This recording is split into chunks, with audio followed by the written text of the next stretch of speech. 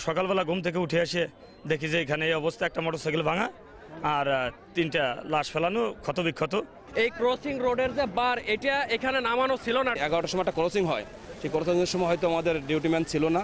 ঘটনাস্থলে দেখি 3টে লাশ, 3জন ট্রেনের নিচে পড়ে কাটা পড়ছে এবং নিহত অবস্থায় আছে এখানে।